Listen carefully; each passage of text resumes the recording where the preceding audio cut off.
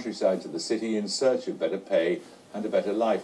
But these migrant workers live under a system that regularly discriminates against them. Mukul Devechand has been to the southern Chinese metropolis of Guangzhou, where anger and social tension are on the rise.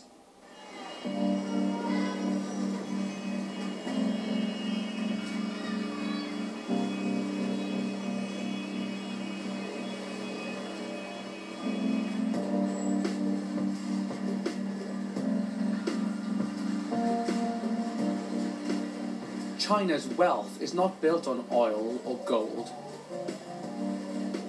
It's built on cheap labour. Workers who are denied the same rights as the city dwellers they live alongside. But this other China is now coming out of the shadows. This is a story about the frustration of a class long considered separate and invisible to the rest of China. About rising tension between locals and migrants, which threatens to undermine the very stability of Chinese society itself. The pressure is getting up, day by day. So many riots and conflicts. Someday it's going to explode. This is the province of Guangdong in southern China. Progressive and capitalist. Population 100 million. 2/3 locals, 1/3 migrants. Tension is rising. We have a very tiny share of the wealth. Our lives have not improved that much. Wages are low, inflation's high. Migrant workers are scraping a living. We're only just getting by. There's been a wave of strikes and protests here. A clandestine meeting at the back of a restaurant. These workers forced an 11-day shutdown over conditions at a local watch factory. The hours are long, the work is hard, and there's a lot of pressure on us. And there is no outlet for our unhappiness. People have felt oppressed for a long time. The pressure is building up. Entertainment at the factory gates. Management believes dancing in step will keep the migrants happy. But there are thousands of protests by migrant workers every year in China, and the pressure doesn't end when the shift is over. These migrants run the risk of meeting protection squads hired by locals to keep order. They live under the shadow of violence and intimidation. In this advice centre, I met a doorman who used to sell fruit at a market. He told me what happened when a fellow stallholder refused to pay protection money. Suddenly 4 locals showed up on motorbikes. They'd been drinking. They attacked him, they beat him with sticks. It lasted for 2 hours, even though the police station was just around the corner. When the police finally did come, he was all swollen. His face was purple and green. Migrant workers are vulnerable because they don't have what's known as a hukou. Hukou is your residency permit in China. It guarantees legal rights as well as access to schools, hospitals and welfare, but only in your hometown or village. It was designed under Chairman Mao to stop people from moving. But in the last few decades, hundreds of millions of people have moved to find work, and now they live in limbo.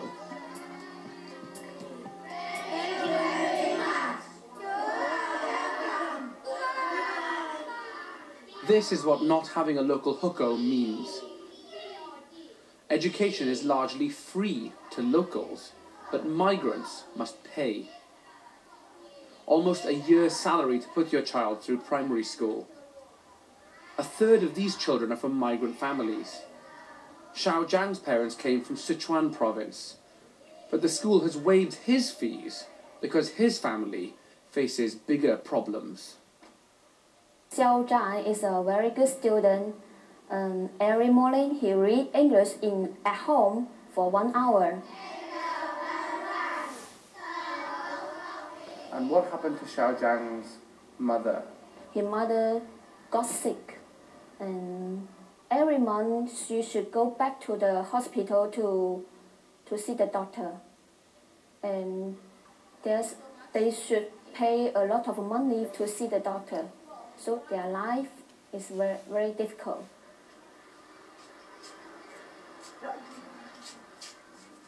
Xiao Zhang's parents earned £60 a week, just enough to get by on until his mother found a lump in her breast.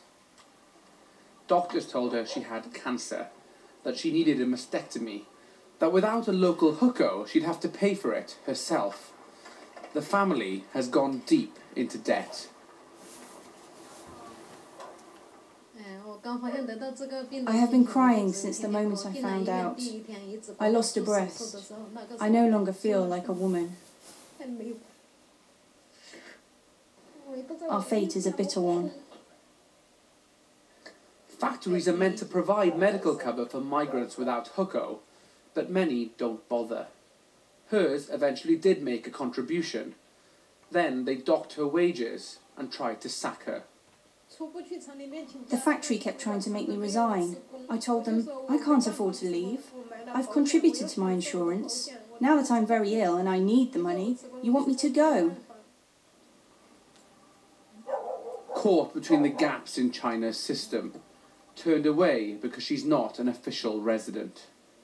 Just because you're a non-hukou holder and I don't see a medical insurance record, so I'm sorry you have to go to another hospital. For seriously sick people are turned away from hospital? Yeah. Because they don't have this permit. Exactly.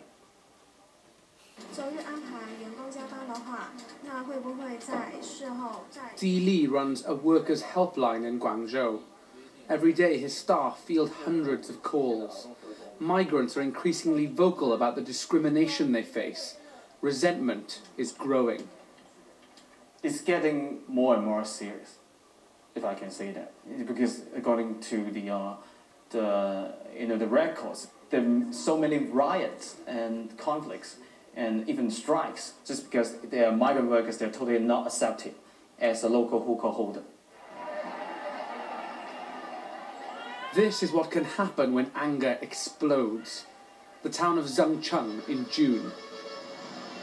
It began with a rumour that a pregnant woman from Sichuan had been assaulted by the local protection squads and descended into a migrant riot. The chaos lasted for 3 days. Cars flipped over, buildings torched, government offices ransacked. Disharmony and instability, the thing which China's leaders fear most.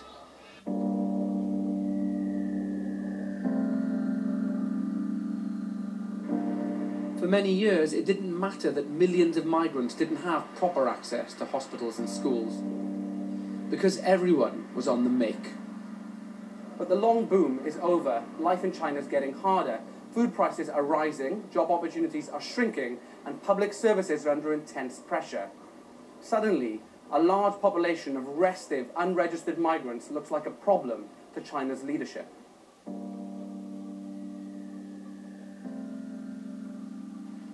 There's new talk of equality. The Communist Party admits the problem is serious. It wants to be seen to be responding to migrants' concerns.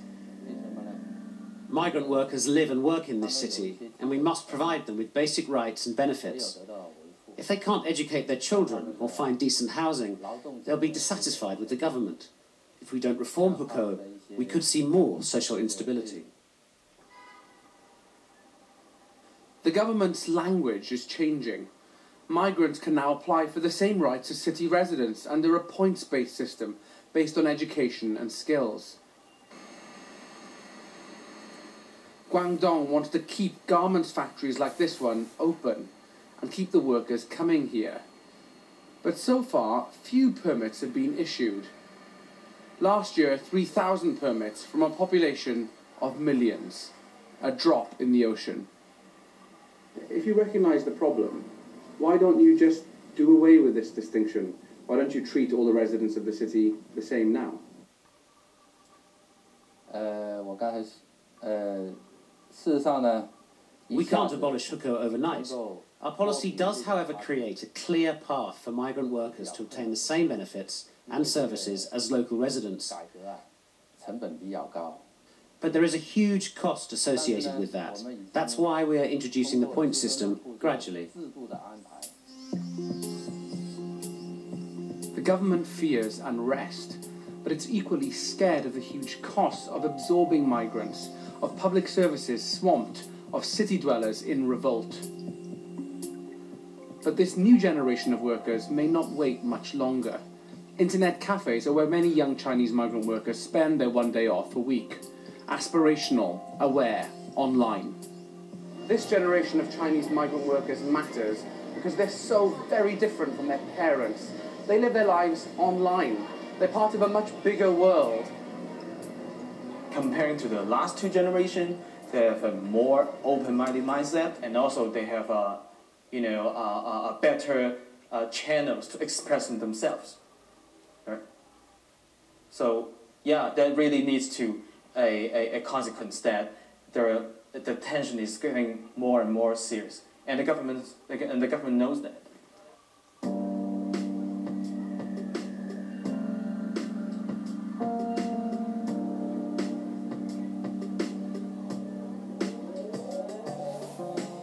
The hukou system was designed for a very different China, to stop the rural poor overwhelming the cities. For years, it prevented chaos. Now, it could be fueling disorder. But the migrants are here to stay. Now, there was once a slogan daubed on an Australian lavatory door which went viral around the world in the days before anything could really go viral. A woman needs a man like a fish needs a bicycle. In the years since its invention, feminism has become, we're told, an integral part of our politics, a belief in gender equality being indispensable to electability, since half of the population don't carry the burden of the Y chromosome. The left and the Labour Party have made a point of associating progressive politics with feminism. But can you be a conservative and feminist? If I knew you were coming, I'd have baked a cake, baked a cake, baked a cake. I'm a strong conservative myself and always have been. How'd you do, how'd you do, how'd you do? Time was you knew a Tory woman when you saw one. Buttoned up, respectable, knowing her place. Even the woman who became the party's first female leader played the game. There's still a little bit sticking up there. You can see it in the reflection. Good afternoon, Prime Minister. But once she'd stormed Downing Street, there was something else on display. The mouth of Marilyn Monroe, said the President of France, and the eyes of Caligula. A steely determination draped in a twin set. The ladies not for turning. You make me feel so young. Anne Widdecombe had to quit politics before she could properly show us her feminine side.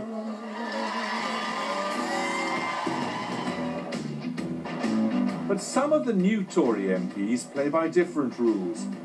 This is the MP for Corby, Louise Mensch. Her latest pronouncement is that conservative women have brought feminism out of the ghetto. Oh yes.